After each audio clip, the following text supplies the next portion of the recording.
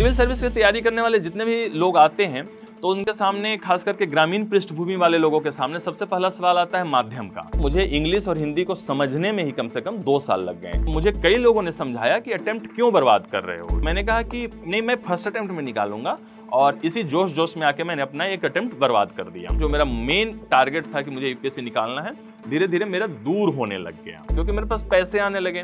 तो कहीं कहीं ऐसा बोला भी जाता है कि लक्ष्मी जी और सरस्वती जी में बैर है। आपके पास पैसे आने लगेंगे तो फिर आप पढ़ने से दूर भागने लगोगे। उसी बीच में थोड़ी गलत आदतें भी मुझे लगी। बड़े से बोर्ड पर मैंने ऐसे लिखा कि क्या यही करने तुम दिल्ली आए थे। हेलो एवरीवन, मेरा नाम शशि शेखर है। मैंने यूपीएससी की 2022 की परीक्षा में रैंक 240 लाई है। इस जोश टॉक के मन से मैं अपनी जो यूपीएससी की जर्नी की यात्रा रही है उसको मैं आपके सामने बताने वाला हूँ। क्या चीज़ें अवॉइड करनी चाहिए, कैसी मेरी लंबी जो यात्रा, मेरी यात्रा 8 साल की रही है, तो कैसे इस लंबी यात्रा को मैंने झेला, कैसे आप इससे बच सकते हो, इस सब अनुभवों को मैं इस टॉक में बताने वाला हूँ। तो चलिए शुरुआत करते हैं। मैं बिहार के जहानाबाद जिले के अइरा गांव का रहने वाला हूं।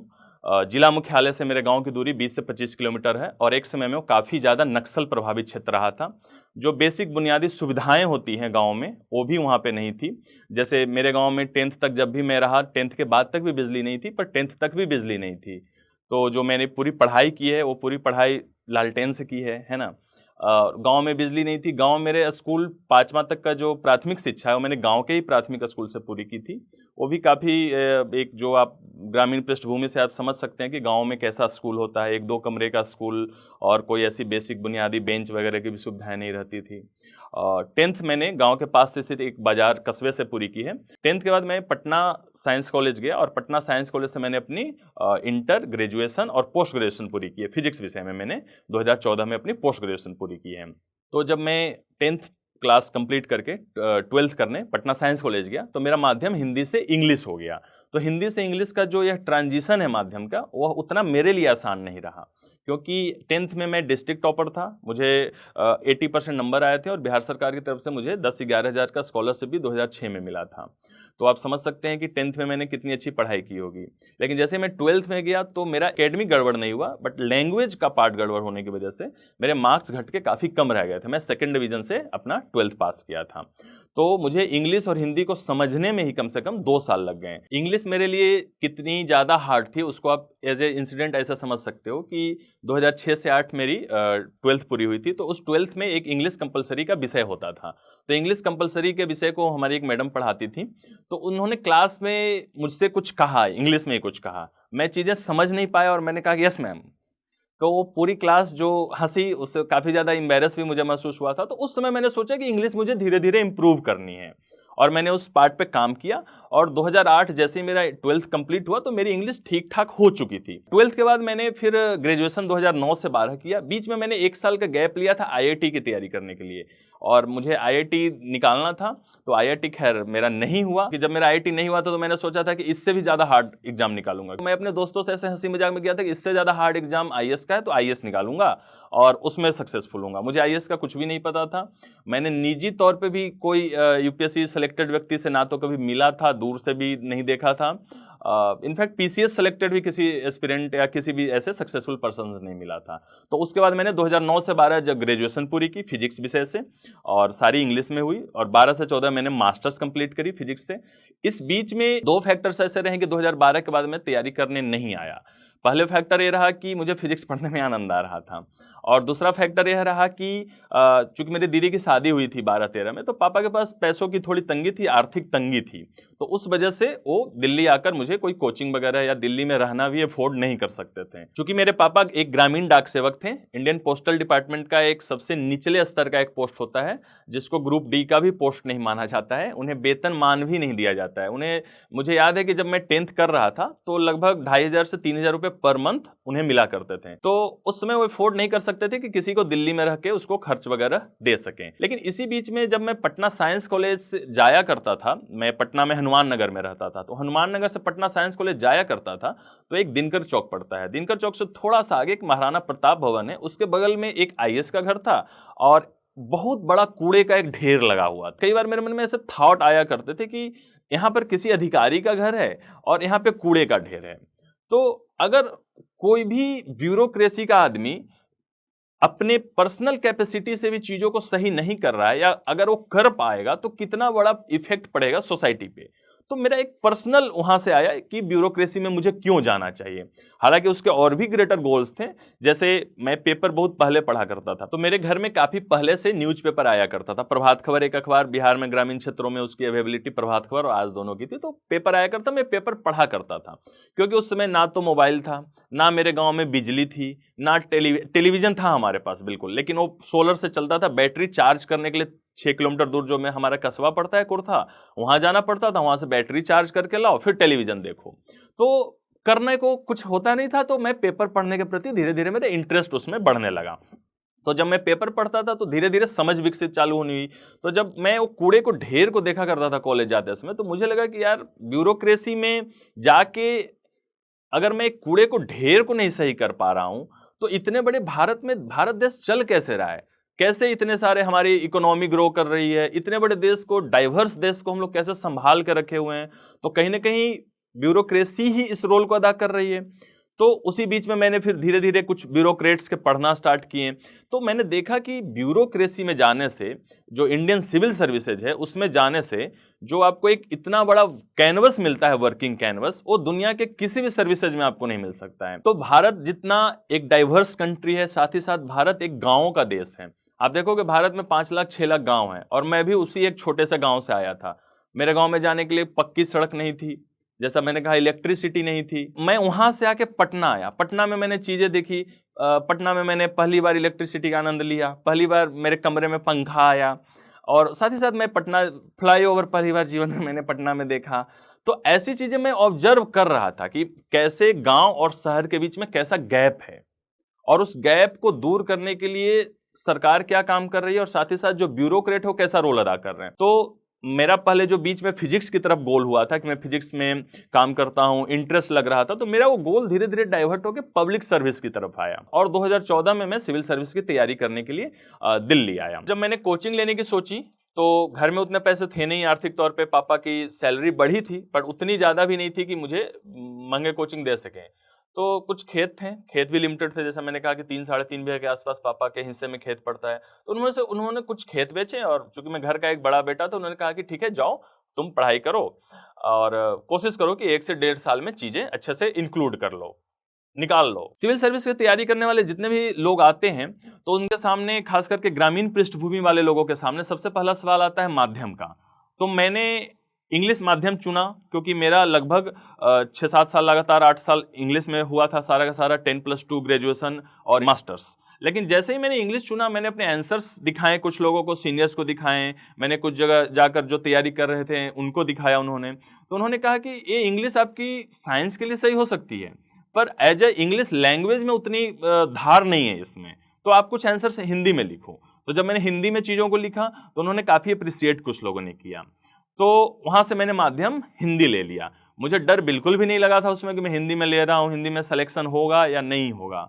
साथ ही साथ यहाँ पर एक ट्रेजिक इवेंट मेरे साथ घटित हुआ, क्योंकि जब मैं तैयारी करने आया था तो उसमें सीसेट ऐड हुआ करता था। 2014 में मैं आया था, और 2014 में जीएस प्लस सीसेट दोनों का प्रीलिम्स में मार्क्स ऐड होता था। और चूंकि मैं साइंस बैकग्राउंड से था, तो मेरा सीसेट काफी ज्यादा अच्छा था। मुझे लगा कि मैं 160-170 नंबर तो सीसेट में आराम से ले आऊंगा, और जीएस में मुझे लगा कि 70-80 नंबर भी आएगा तो मैं कट ऑफ आराम से क्लियर कर लूंगा। मैं सोचा ही नहीं था कि मेरा प्रीलिम्स कभी नहीं होगा, क्योंकि मेरा सीसेट काफी अच्छा था। और हाईएस्ट कट ऑफ जो गया है जब से सीसेट इंक्लूड हुआ था 2010 के बाद से, तो 240 गया था।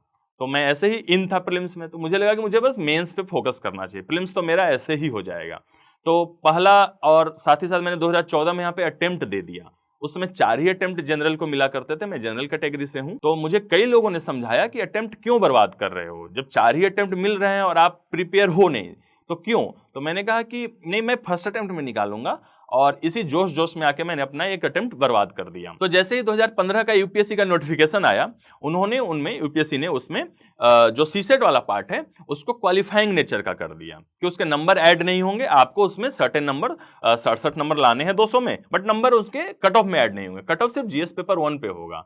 और मेरा पूरा प्रीलिम्स निकालने का जो स्ट्रेटजी रणनीति था वो था कि सीसेट में 160-70 नंबर लाने हैं, और जीएस में 60-70 नंबर भी आ गया तो मैं काफी आगे हूं कट ऑफ से।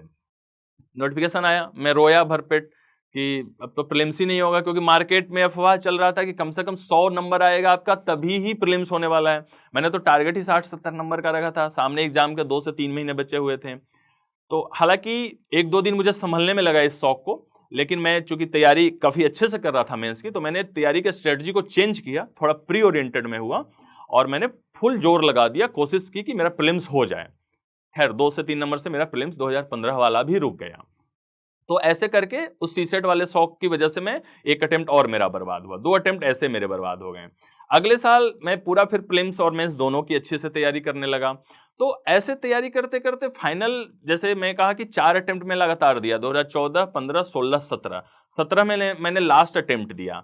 उस अटेम्प्ट में भी मेरी कई सारी खामियां रहीं, जैसे उसमें, और थ्रू आउट मेरा जियोग्राफी ऑप्शनल रहा है, हिंदी माध्यम में मैं जियोग्राफी लिख रहा था, तो जियोग्राफी में नंबर्स कम आ रहे थे। जैसे मैं इसको एक एग्जांपल से समझाता हूं।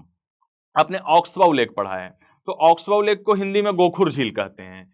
तो मुझे लगता था कि अब हिंदी माध्यम का था, पूरी तरीके से हिंदी वर्ड यूज करता था, सारी की सारी चीजें।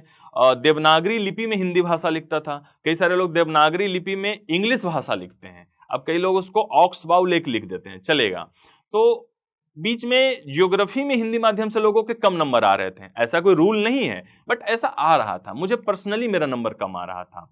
तो उस साल भी मेरे ऑप्शनल में काफी कम नंबर रहे 2017 में, इस वजह से मेरा मेंस नहीं हुआ।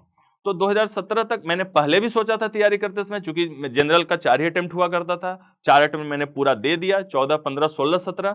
तो मैंने सोचा कि अब तैयारी को थोड़ा विराम देते हैं, कुछ और जीवन के अदर क्षेत्रों को एक्सप्लोर करते हैं। कुछ पैसे वगैरह की भी दिक्कत चल रही थी, तो दिल्ली में अब कई दिनों तक पापा से पैसे ले नहीं सकते थे, तो बीच में पापा से पैसे लेना बंद किया और अपना फिर यहाँ दिल्ली में सरवाइव करने के तरीके ढूंढे। बच्चों के कोचिंग्स पढ़ाए, जैसे कि मेरा 12th में फिजिक्स रहा, मास्टर्स मैंने फिजिक्स से किया, तो फिजिक्स मेरा काफ़ी अच्छा था, तो मैं 12th के बच्चों को फिजिक्स होम ट्यूशन जाकर घर घर दिया करता था।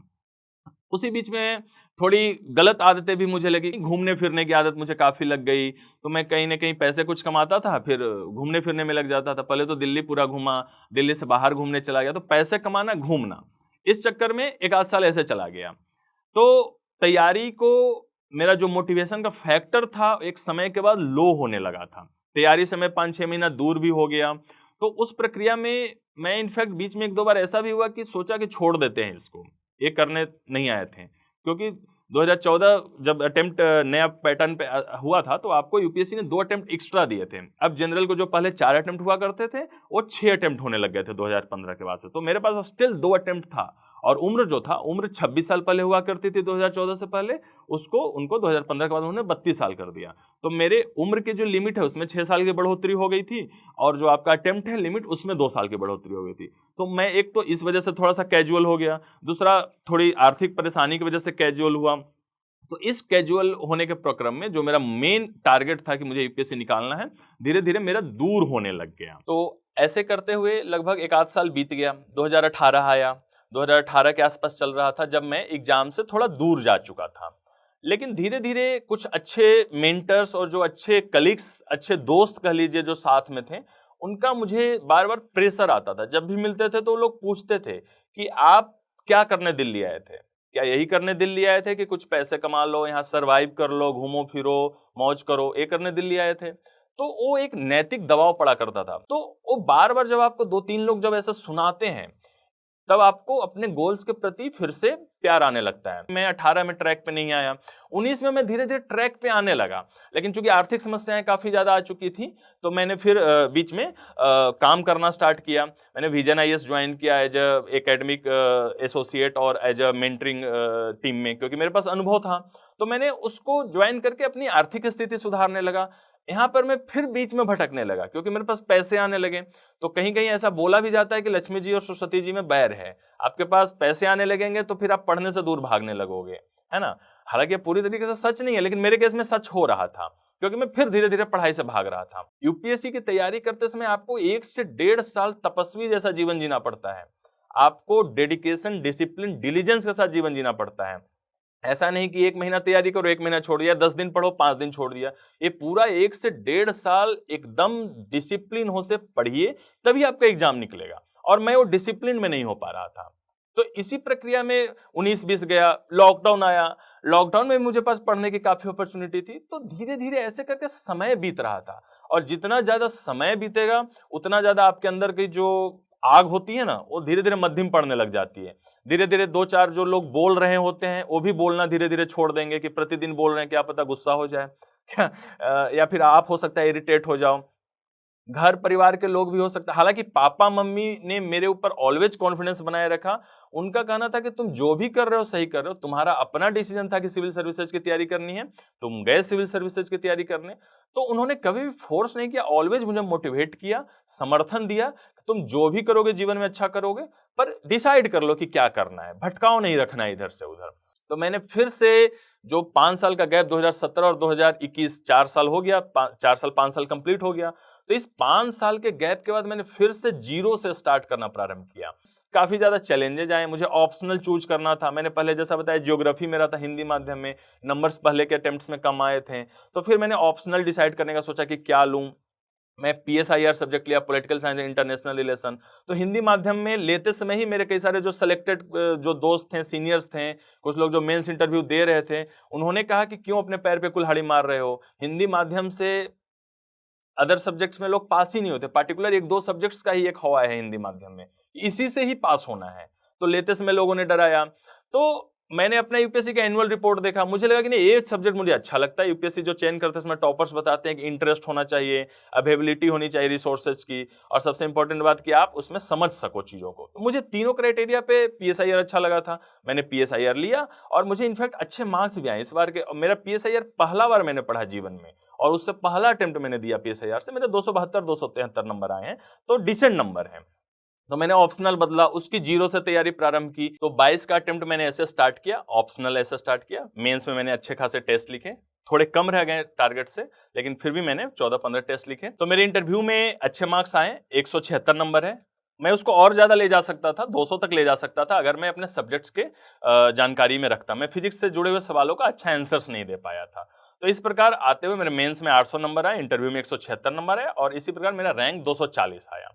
इस 2022 के अटेम्प्ट में जो मैंने चैलेंजेस फेस किए, उसको मैंने हर एक जो चैलेंज आता था उसको एक छोटे से पेज पे लिख के अपने कमरे में सामने स्टडी टेबल के सामने चिपका देता था। जैसे मुझे लगा, मैं एक एग्जांपल से बताता हूं, जैसे मेरा हेल्थ बीच में खराब होने लगा, मैं बाहर की चीजें ज्यादा खाने लगा था, तो मुझे हेल्थ सुधारना था, तो मैंने लिख दिया कमरे में मुझे कचौड़ी पकौड़ी नहीं खानी है, तो मैंने लिख दिया बकायदा। मुझे था कि आज 2 दिन में मुझे ये चीज कंप्लीट करनी है, तो मैंने उससे लिखा। तो इंपॉर्टेंट बात यह है कि आपके आंखों के सामने चीजें रहनी चाहिए। जैसे आपको मेंटर्स ने मुझे दबाव दिया, दोस्तों ने दबाव दिया कि क्या करने दिल्ली आए थे, तो मैंने उसको भी लिखा, बड़े से बोर्ड पर मैंने ऐसे लिखा कि क्या यही करने तुम दिल्ली आए थे, क्वेश्चन मार्क। तो ऐसा करके मैंने चीजों को लिखा कि जो मुझे अंदर से सर महसूस हो कि क्या कर रहे हो, क्या करने आए थे, कैसे आगे बढ़ना है, उसको भी लिखा मैंने कि कल यह करना है, परसों यह करना है। तो इस प्रकार से छोटे छोटे गोल्स को मैंने लिखा, एक एक स्टेप आगे बढ़ने को लिखा, क्योंकि जब तक आप एक स्टेप आगे का अच्छे से उस स्टेप को टिका के नहीं रखोगे तो अगला स्टेप आप बढ़ नहीं सकते हो। तो छोटे छोटे गोल्स रखें, छोटे छोटे स्टेप बनाएं, उस स्टेप को फॉलो किया, उस स्टेप को फॉलो करते हुए अगले स्टेप की तरफ बढ़ा, और ऐसे करके मेरा ये जो लंबा सा सफर रहा, उस सफर को फिर मैंने धीरे धीरे उस ऊंचाई पर लाकर समाप्त किया।